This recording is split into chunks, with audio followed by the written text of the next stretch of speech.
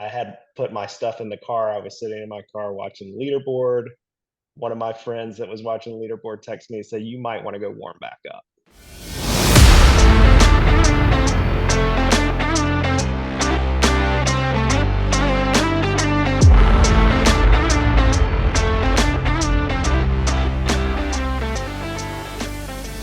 All right, and welcome to this week's edition of the Whole Story Podcast. This is Robbie Woodard, and sitting here with Jonathan Hill and our special guest for the week. Jonathan, how are you doing? Not too bad. It feels like Friday, but apparently it's only Tuesday. It So is only Tuesday. uh Yeah, we're recording on a Tuesday this week. I know we release these things on Thursday, but we'll explain why we're doing it on a Tuesday instead. But yeah, it was a big weekend in golf. But first, the biggest tournament of the weekend was won 100%. by our very own podcast alumni, Eli Kirsch. So, Eli, congratulations. Eli won the U.S. Kids Golf, where was it? In Murfreesboro, Tennessee, at the Old Fort Golf Club. He posted online on social media that he won. I think he won by what, 4 or 5, Jonathan? Is that right? Was yeah, So, 70 or 72, like a 2 under, I think, on the last day.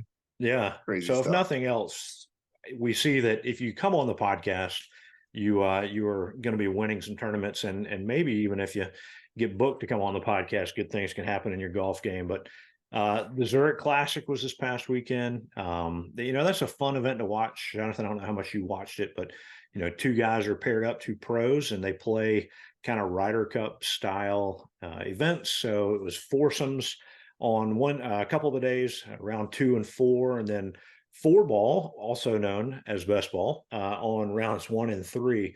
So you're familiar with those, four ball. Everybody's playing, and if I get a par, you get a birdie. We're as a team going to count the birdie, right? And then foursomes is alternating shot, and for pros, it probably doesn't matter. They can make up for it. But have you ever played that? Or maybe we'll ask our guest here, Bradley, in a second. But have you ever played any kind of alternating shot or anything like that?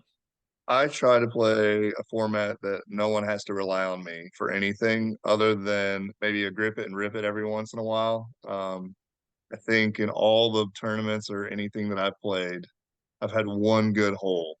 And I remember that hole. Like, it was a good one. I shot birdie on it somehow on a par 4, and we used all my shots the whole time. Other than that, I'm a liability in almost every way. Yeah. It would be fun to get you shared a video with me today, actually. It was announcers commenting on bad golf or just average golf. It would be Yeah. fun to do a tournament where you're playing just with a bunch of average folks and you have to do alternate shots. So, you dribble one off the tee and then your partner's like, well, great, I got to hit the the next one here and vice versa. So it'd be fun. It'd be probably a long day, but it'd be fun to try at least once. Yep. So the other thing, the first major on the LPGA, it was won by Lilia Vu, and she won in the playoffs. We had another playoff, and Sure did. yeah, it was pretty cool. She got, I think, I don't know, a little lucky, but her competitor there put it in the water at the very end. Yeah, And so she had an opportunity just to sort of chop it up there. I would like to point out that she putted off the green. That's a reoccurring theme in my golf game. I think everyone should putt within 30 yards as long as nothing's in the way. yep, And then she got to do the infamous jump in the water and get wet. So yeah. looked Now to be she like a she lot of putted fun. off the green, and granted, she didn't get it as far as she wanted to, and she made a pretty clutch. She did. I don't know, 10, 15 footer to win the thing. So, yeah, Yeah. first LPGA major of the year. That's pretty cool. But yeah, but we're not here to completely recap the world of golf. We have guests. Jonathan, you want to introduce our special guest tonight? Yeah, so at the Whole Story Podcast, we bring on both golfers and athletes. Bradley Funderburk is on tonight. I'd say about a year ago, we would be considered being adversaries, I believe. And over the last year, Right. I think he's at least learned to tolerate me. We work together on the side there. I would probably his biggest accolade that we found, like, we did a little bit of research just to dig into your history. In case you didn't know, he was the November 2014 CrossFit Trustville Athlete of the Month. So if you ever happen to decide to Google that, he had some guns on him. I believe that might have been pre-marriage, pre-kids, whenever there was probably still That time in life to go do those Yeah. things. Thank you, Jonathan. Absolutely, This is why man. I love you so much. That's the only thing I haven't gotten scrubbed off the internet from my past. Congratulations, a big win, a big win. Now, November was a tough month. we were going to focus on burpees, but I think we'll lean a little bit towards more golf tonight. So Yeah. why don't you just start off by giving us a brief history of your golf life? I don't know if you started when you were 2 years old, chipping into your into your dishwasher or anything, but I know you've got a pretty interesting history of what you've done. Yeah. Well, thanks for having me on, guys. Enjoy the show. And my history is, probably not too dissimilar from a lot. I didn't really start playing till I was 10, 9 or 10 years old. It's when I really started playing. I dropped. My dad was like, "Hey, you can either." I was playing baseball, basketball, all the sports, and he was like, "I said I want to play golf." He said, "Well, if you want to play golf, it's expensive, so you either have to play golf." And that's it, or you can keep doing other stuff, but no golf. I was like, I'm in. I'm dropping everything else. My reasoning for it, I still remember this being a kid, was that I said, even if I made it as a professional baseball player, all baseball stadiums are pretty much the same. Golf courses are so unique, diverse. I wanted to like get to experience that, something new each week. And so that's why I chose that.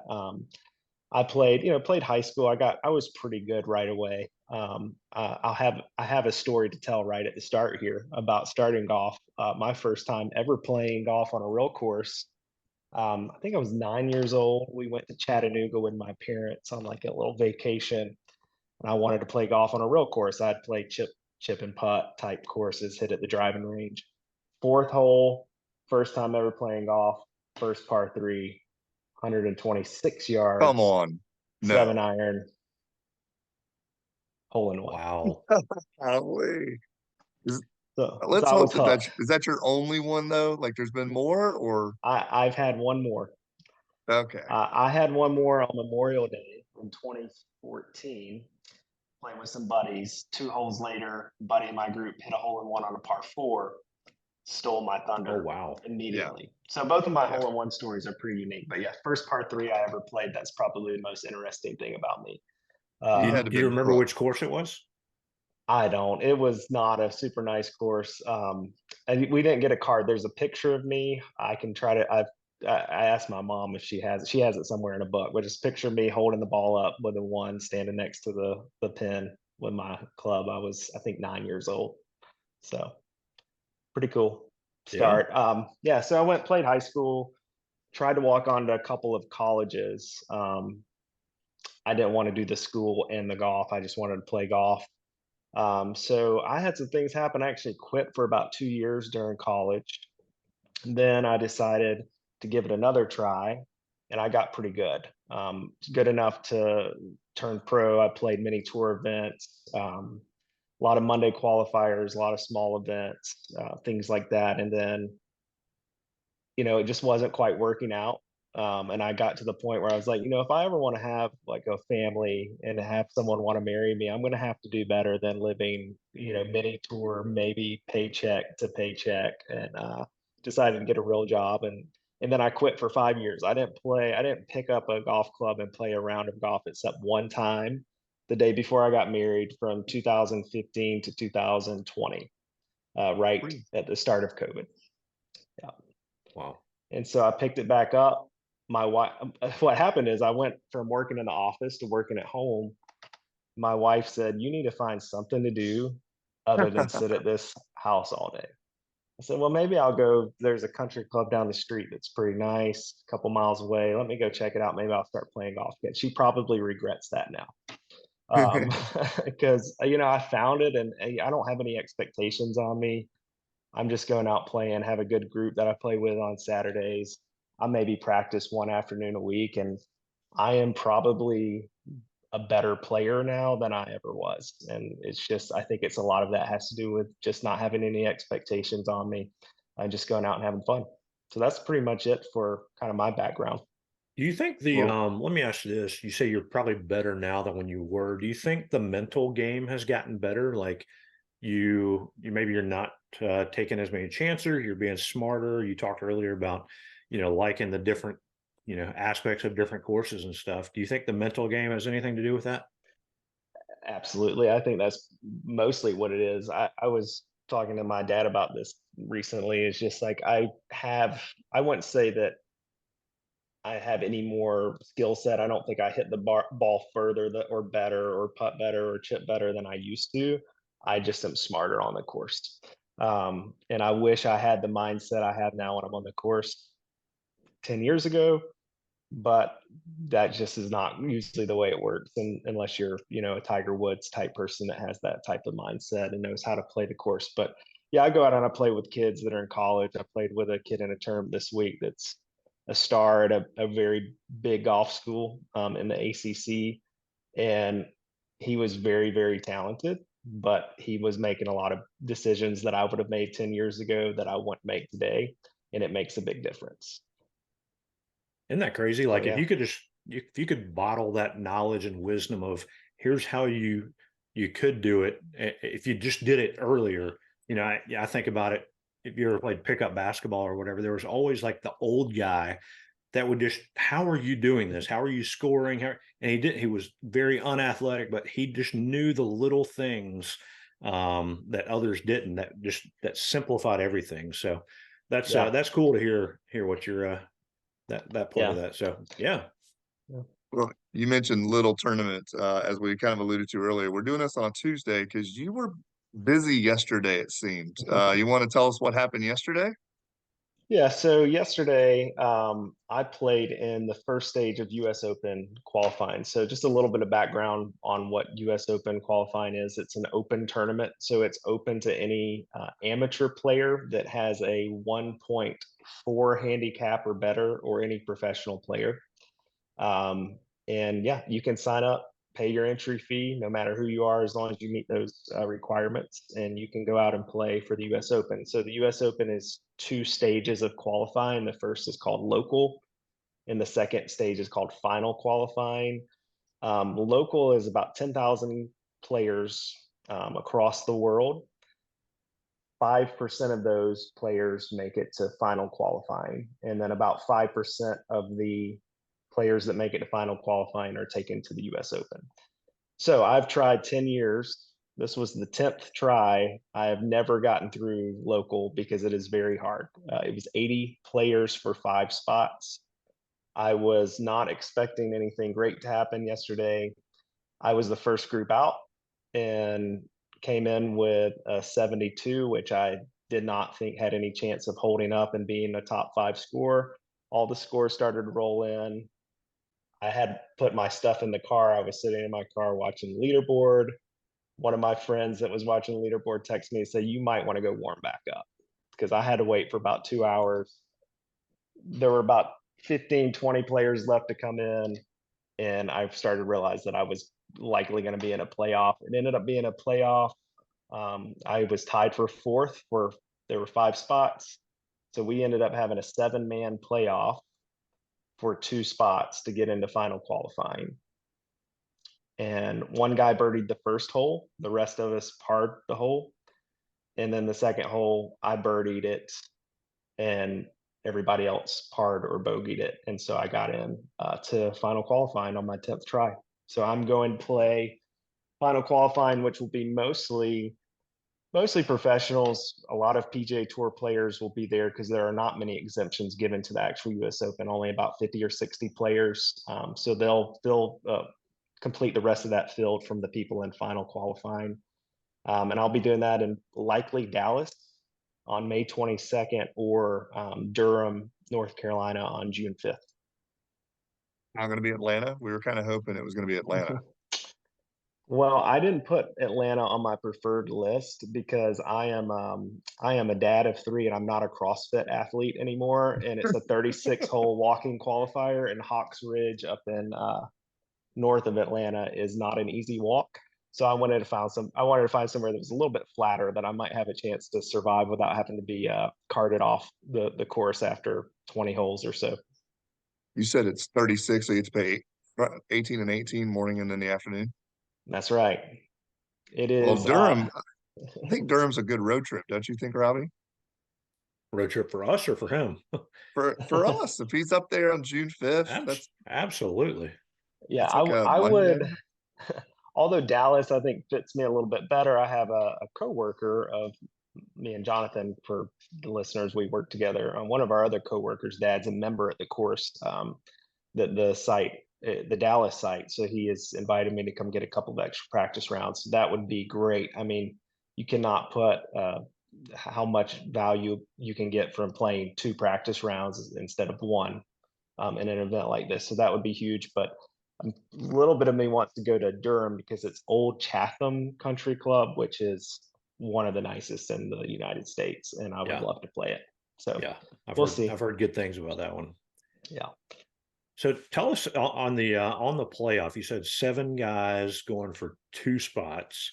And what was it like? Like you go through the first hole, 1 guy makes it. So now 6 guys down to 1. I mean, what was the hole? Tell us about, are you all in the same hole? Is it like 6 guys, 7 guys teeing off and one after the other?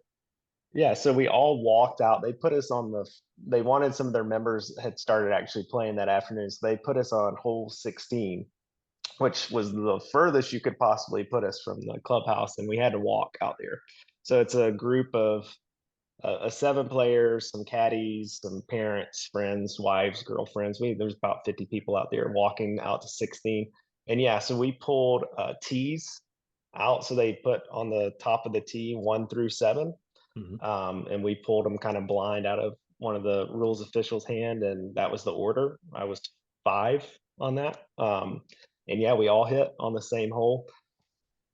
One interesting fact is one of the players in it was Davis Love the third's son, Drew. I So saw he that was on in the the score on playoff the with us. Yeah. leaderboard. Yep. So he was with us. So that was kind of cool. I'm a huge fan of his dad. He's probably my favorite player growing up besides Tiger. So that was kind of cool to play with him. Yeah, but we all teed off. Every guy except me hit it in the middle of the fairway. I blocked it about 30 yards up into the trees. I was blocked out by a lot of trees. I was about 140 yards. I had to hit a 7-iron that went about 15 feet off the ground under some limbs, rolled up, looked like it was going to roll right and stop next to the flag, and just kept going. This course was the fastest greens, fastest ground I have ever played on. So it went about 60 feet away to the wrong ridge. So I'm the first one to putt, and I have to basically stop it on this ridge, and it goes down, and it's trickling, trickling, trickling, and gets to the hole and barely lips out. Everybody gasped. I dropped to my knees. I mean, it was pretty brutal. Like that was going to be quite a story. That'd have been your But birdie to qualify, right? yeah, Like you'd have, that would have first hole I you'd would been have gotten done. in. I would have been in on a 60-footer. Oh, I thought you said he Crazy made it, putt. Jonathan. Why are we doing this show? Come on. Yeah, no. But a little bit of me was like, okay, I had to actually dodge a couple of bullets there because a guy made a 20-footer, so he was pretty close to being in, and then it was pretty sure he was going to get in. But there were 2 other guys that had 15-footers, and they both missed those. Everybody else parred. So the one guy got through. So now we're at 6 players for 1 spot, and it's a par 5. It was kind of fun. One guy hits it behind a tree, and he has to chip out left-handed. I was just like, of all times, I really did feel bad for him. I mean, it wasn't that bad of a drive, but it kind of kicked left and then just stuck right behind a tree. Had to go out left-handed. Um, the rest of us were in a perfect line. I mean, we were within 2 yards of each other. We all hit it the exact same distance. It was kind of funny. And I was the only one that hit the green. I hit a 5-iron from about 225 that I had to kind of land in the front. Had about a 40-foot putt off the wrong ridge. Everyone else was scrambling. I hit my first putt to about 4 feet. It was a really good putt. And everybody else finished with par or worse. And so I'm standing there with a 4-footer with all of them watching me, waiting to see if I make it. They're out and I'm in. If I miss it, we all go to the next hole, and I made it. So most nervous I've ever been over a putt in my life by far. with A lot of 6 guys handshakes. or with 5 guys sitting there hoping you miss it. Yep. That's a lot of handshakes, though. Normally, you've only got like 2 or 3 with your buddies on a foursome. You're like Thank you very much. So It they're like it was muttering just underneath a their breaths, it like was just a cussing hat at tip. you. It was just a Okay. hat tip. We didn't do that. Yeah, we so what they had to do though, because there were two alternate spots. So they offer a bunch of alternate spots in case people start dropping. So they actually, which it does kind of suck because the odds are getting an alternate spot are very low. They have to continue to play for those last two spots. So Oh, I headed back up to the clubhouse while the rest of the guys went and continued to play. I don't know how long they could be playing for all I know, but at some point they narrowed it down to two more spots for alternates. You don't have some random thing that is on the calendar that you're like, oh man, I qualified, but I can't make it, guys. I'm sorry. Here goes the alternate. Oh yeah. Well, I Bradley had a doctor's appointment. You're in. my wife is about 8.5 months pregnant. Her due date is the week of the U.S. Open, so that could be quite a story. Hey, I know So that those are the good stories, right? Win and get to the hospital yeah, and put the yeah, baby in the trophy, right? it's our third. I mean, she's a pro, right? I mean, she can do this one without me, I think. hopefully she won't be listening to this. We'll edit that one out. We're really good Thank at you, editing. please. I appreciate that. Scrub that. Yeah. No, no. Yeah, but I mean, it was an exciting day. I did not expect it. I play once a week at best. But it was a perfect conditions for me because it was really tough, and I'm pretty good ball striker, good putter. I had 27 putts. I didn't realize it at the time. I made a 30 footer for birdie on 16, a 15 footer for par on 17, and about a 50 footer for par on 18. Yeah, I didn't realize at the time I needed to make all three of those coming in, but glad I didn't know that. But yeah, I just putted good, and it was a tough day. 30, 40 miles per hour winds all day. The day before, I played a practice round with no wind, and I don't think I hit more than a 9 iron into any par four. And there was one hole that I had 120 yards in my practice round that I had 225 and hit a hybrid in the next day. That's how much the wind had changed. So it was very tough, and yeah, it's just a matter of I think probably having that mental strength. I'm sure there were a lot of players that were better than me that let some of those conditions get to them. So That's yeah, it's a great. cool And day. Very what was the excited. course you were playing again? It's called Rocky Bayou Country Club in Niceville, Florida, right outside of Destin. Okay. It's a great course. I think it's a kind of semi-private public course. But yeah, it was a very good test when it was that windy. And I think the greens, if they're not dead today, I'm very surprised. They got them quite crunchy, is the term I would describe when you were walking on them. Yeah. Okay. And you might have said this earlier, but what was the hole? What was the second playoff hole? What number on the course? So it was hole number, I think it was number 7 because Okay. I said 16, but that was my 16th of the day. It was a par Yeah, so it was a par four that they had turned into a par five. They had used a different tee box from a different hole. It was very confusing all day. They changed the course around. They try to set these up to be as hard as possible. Yeah. And They let the rough grow a sometimes ton like the US Open? there wasn't a lot of rough, but it was just so firm that trying to keep it in the fairway was extremely challenging. A lot of runouts, and then on the greens, I mean, there was one hole that was over water from like 215. The pin was right on the front. I landed my ball about 10 feet over the pin and it rolled all the way off the back of the green. Wow. Well, I mean, you got to earn it, right? You're going to You be got to earn it. Yeah. top 5%. I thought, yeah, I knew that you could try if you wanted to, just from the open perspective. I didn't realize you also had to have a good handicap. I thought it was like $50 and a stick of gum. Everyone gets to go out and give it a try. So, Yeah, um, what's so these stories about like the guy loses his fantasy football pool and they make him go do the US Open qualifier? Like, I yeah, don't believe it now. well, that is people skirt it. One of the ways to get around that is declare yourself a professional golfer. If you're a professional player, you don't have to have a handicap. If you are a professional and you do that, I'm sure that you get suspended for, I'm sure, life from playing in anything USGA related. Well, well, that's great, man. We will definitely be cheering you on, and hopefully we can get you back on right before baby due, and you're playing in the U.S. Open out in L.A. Country Club. Yep. What June 15th to 18th, something like that. So Yeah, we'll hook you up with some best ball gear and get all that on TV. You can be I'm all sponsored. for that. That'd be great. If I'm there, I would love to play that course. That place looks absolutely amazing. It'd be an awesome experience for sure. Yeah, I'm sure they take care of it all right. So I'm not sure if you've already covered it. We do obviously like to ask everybody what's your best ball or favorite hole that you've ever played or shot. And you've listed, I mean, at least three different things that I would kill for. I can't believe first time you went out, you shot a hole in one. I don't know if you beat that later on in life, but do you have one that you're thinking of that would go past that? I so the like, are you so the best? My favorite hole, and actually probably the best thing that's happened to me, other than maybe this week. I'll have to once I kind of digest what happened. I might have to change this, but um, we used to have a huge event that was kind of an inter club. It was a very intense, a lot of good players at a course in Birmingham. Greystone is the name of the course, and there's two courses out there. One's called the Legacy. The 18th hole is a par five that has goes down over the water. It's reachable. It's just a great hole. It's beautiful. It's super challenging. You can get there if you hit a good tee shot. But probably my biggest memory was playing in this it's called the Grey Cup. And basically, there's two teams that are built all year that go up against each other in a Ryder Cup format.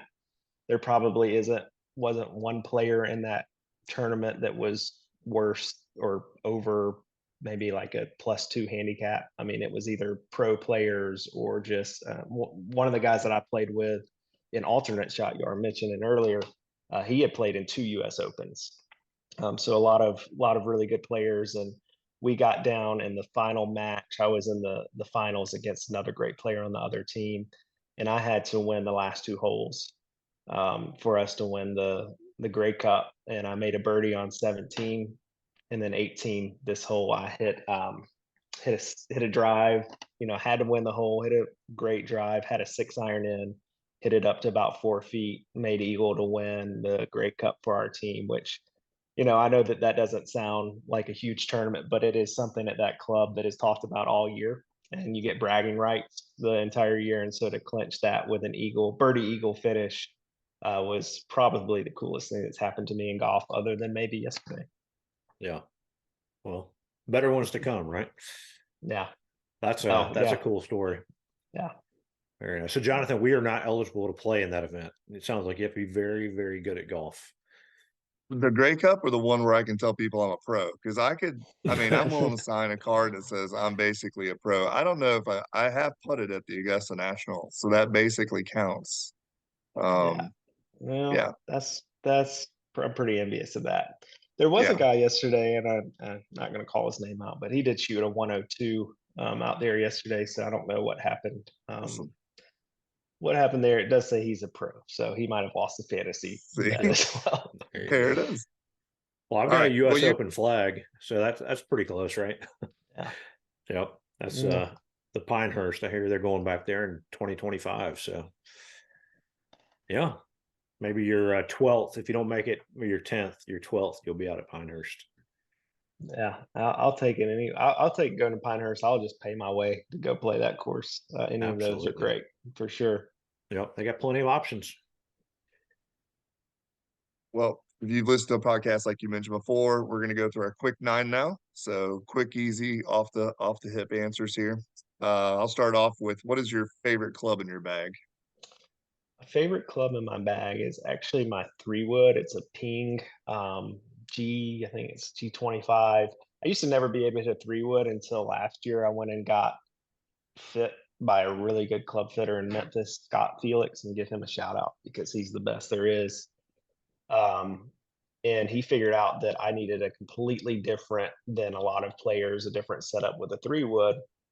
And I went from really not having a club in the bag there from 240 yards to 280 yards to having something that I can hit consistently off the tee, and I can hit it. I carried about 275, so it completely changed my game to be able to hit it off the deck that far with a lot of accuracy. It's probably dropped my scoring average on par fives a half stroke or more, which adds up so much over time. So, yeah, that would be my favorite for sure.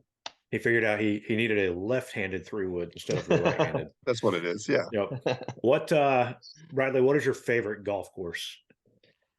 Maybe one that you've My played, and like what is your favorite that you would love to play? Yeah, so I think my favorite course that I've played is I think I would go with East Lake in Atlanta. Um, that's a great course. Tour Awesome because championship. you get to see the tour championship that's played there every year. I know the holes. It's kind of become a tradition. Like I think that's what makes courses that they play the same big event at every year really special. Yeah.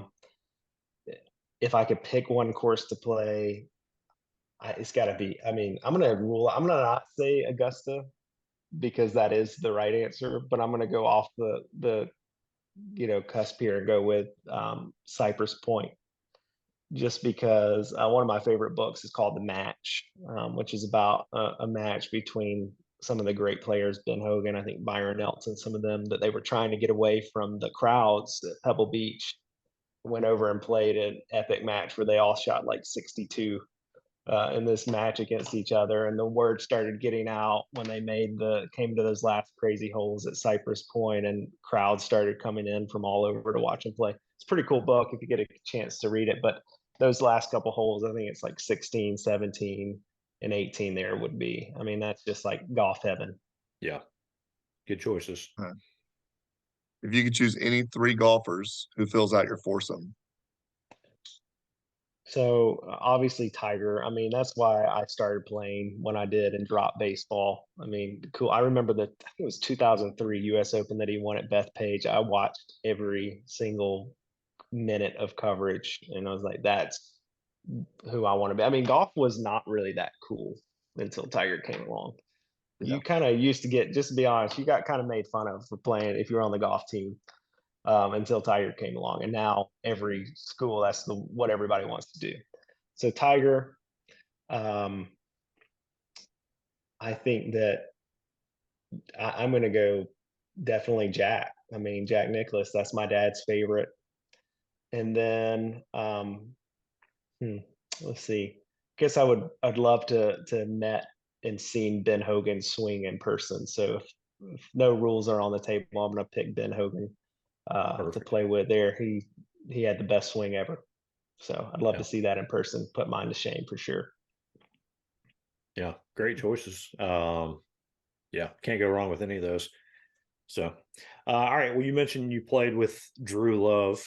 He was in this tournament you just played, but what is or who is the most famous golfer that you've ever played with in a tournament or just played with?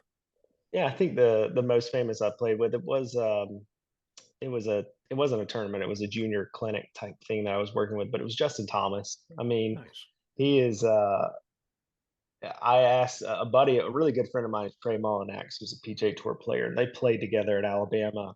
And I was going to play with JT, and I was talking to Trey. We were having lunch somewhere a couple weeks before. I was like, "So what makes him so good?" Because you look at him, and he's especially when this was while he had just turned pro. So he hadn't won any majors, or I don't even think any PGA Tour tournaments. But the buzz was he turned pro early. I think his sophomore year. And I was like, what makes him so good? And Trey said, I don't think I've ever seen him hit a bad shot. So I think that's what makes him so good. So okay, that probably does it. And played with That him. helps. Extremely impressive all the way around. He's the most famous and the best player I've ever seen in Yeah. person. How do you get better? Don't hit any bad shots. Oh, that Yeah. makes a lot of sense. And that was I'd coming try that. from that was coming from Trey, who I believe is one on the PGA Tour, and he's definitely contended a couple times. I would think Yeah. he's scaring probably top 50 in the world right now. So coming from somebody like that, that probably says a lot about JT, how good he is. Yeah. I'm gonna take notes on that one. Maybe next time that'll be a new tactic. Don't hit bad shots. Yeah, I didn't see him hit any bad shots that day either. Another player that was really impressive that I played with at the time, and this was actually when he had just lost in a playoff of the PGA, and it was right before he ended up winning the PGA championship. Like the next year, 2 years later, was Jason Duffner. He played at Auburn, and I played around with him, and I've never seen someone hit a driver as straight as him. Um, he was the best, like straightest. He didn't have all the game, the putting and the chipping like JT does, but just ball striking wise, he was unbelievable. And I kind of hate that he's not what he used to be. He had a lot of kind of promise, but man, he was really good too. And I guess that's the only other major champion I've played with. Yeah. The only other. Yeah. Jonathan has a Jonathan. You talk about Duffner. Jonathan has that little waggle with his club. I don't know if you've ever played with him, but he has that waggle until it's time to go. So he has uh, that So Duffner-esque yeah, quality. so Jonathan has this like, oh, I don't know what I'm doing, and he's actually pretty good. And Jonathan is kind of like if he hits one not so great shot, he just picks up and goes to the next hole, which I kind of admire because he doesn't want to slow anybody down. But I'm like, hey man, you're like could still make a par here or maybe a bogey. He's like, no, I'm good. To be fair, when we played, I was probably more interested in tacos than anything else. We played Yeah, down in Cabo, so yeah, that's I'm right. still no bad shots. Finished the hole. I'm taking notes. Hopefully we'll get Yeah. there. So I'm actually really curious about this, just because I've played with you, and I obviously you're not a bad golfer. What is the lowest round you've ever played? So the lowest round I've ever played was 63 at Moores Mill Club in Auburn, Alabama. That's where Auburn, University of Auburn team, speaking of Duffner, plays. I did have at Greystone, I played in this format that was like 9 hole segments. And on a Saturday afternoon, I played the back 9 and shot 29. And then on Sunday morning, I played the front 9 and shot 30. So, you know, I it don't doesn't know. count, but I don't know. It's not on the same card. Doesn't They yeah, count. don't it's not they on don't have it's two not on date the columns on a scorecard. So yeah, yeah, it didn't work that way, but it was back to back 9s on the same course. But I will count the 63 at Moores Mill as my lowest round. all right. So this next question may play well to the your next round of qualifying for the US Open. You gotta go 36 in a day. What's the go-to snack on the course? What do you need to eat, hydrate to keep you going? Yeah, so I either go with Pop Tarts or I go with Uncrustables. Okay. Now Yeah, Pop Tarts, I mean, in a golf bag, you're gonna pull out a bag of crumbs or something at that point. I try to Is keep the them safe. They are Uncrustables? very great jelly Uncrustables. You know There what you those Is go. that are, because your Jonathan? wife packs your? Is your because your wife packs your little cooler with the kids' snacks before you go off to the It course? is a little bit about that. I usually do just grab some of the kids' random snacks and throw them in my golf bag. But Uncrustables worked yesterday, so I'm going to There you keep go. going with them. So Listen, you'll have you have to. best ball on the hat and shirt, and Uncrustables on the sleeve. We're just getting all the brands for them. There That you would go. help. That would help my budgeting at my house if I had Absolutely. an Uncrustable sponsorship for sure. Are you so right now? You're pro or not pro? I am not pro. I'm an Not amateur, and pro. I plan to stay that way. Okay. There's some talk about what happens if you get in the U.S. Open. I don't even know the rules for sure if you can switch to pro after you've already registered. I think maybe you can for this. I know the guys that like win the U.S. Amateur and get into the Masters, they can't flip to being a pro before the tournament. I don't know exactly how it works for qualifying, but no, I'm not. I have too many great things going and great tournaments. Our amateur, there's so many great amateur events to play in. It is very hard and expensive to play professional golf. The entry fees at a lot of those tournaments are $600-700 or more, probably more now. That was 10 years ago. Amateur tournament entry fees are $100-200. So, and they're great tournaments as well. And you can do some great things in amateur golf. There was a mid amateur last year, so the mid amateurs are 25 years and up, which I'm pretty competitive in that division. Guy came in top, I think came in like the top 25. He was leading or like in third place after the first round of the U.S. Open last year. Stuart Hagstad, he's incredible. He's like a 35-year-old insurance salesman or something like that. So I like playing these mid-amateur events, and then our state events are super exciting. We have a lot of great players in our state, and I can compete with those guys regularly. Not quite the JTs and Tony Finau's and you know Brooks Koepkas of the world. I'm sure you get the plenty of phone calls for, hey, we've got a charity tournament. We need a ringer. Come on. Oh yeah, I'm supposed to play in one with the CEO of the company that me and Jonathan work with on June 5th. So I might have to break some bad news to him if I Ooh. if I can't get in the Dallas one, which is May 22nd. I think he'll probably understand though. probably understand. Yeah. Well, Maybe we'll we send got your Jonathan up lowest there to score. play. Yeah. No, that'd just be embarrassing. That's a long time for those conversations to go on. So we got your lowest score. We have to ask the opposite. I'm assuming it wasn't 102 like the guy yesterday, but what's your highest that you've ever scored in a tournament? Well, I mean, when I was learning, no telling, kind of growing up, no telling what, but I remember, speaking of US Open qualifying, the first time I tried, I got through the front nine. It was at a country club in Birmingham. This was in 2010. I had kind of just started back playing maybe about a year, but I was playing pretty good, but the nerves got me. And I think I was 12 over.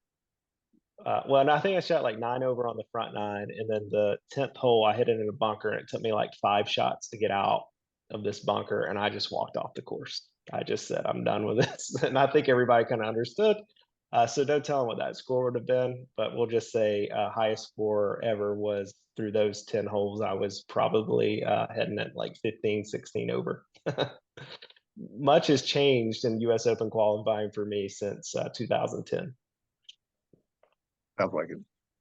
That's awesome. All right. So what's more stressful? You're an amateur guy. You've got I'd say a real job. What's more stressful, closing a big deal or winning a tournament? Oh, it's the golf. I don't get this nervous ever in work. I try to be real, just try to be relaxed, and I trust that things will work out well. There's a lot of people on our team that are responsible for helping get these deals closed. So I have a lot of trust there. Playing golf, it's all kind of pretty much me out there.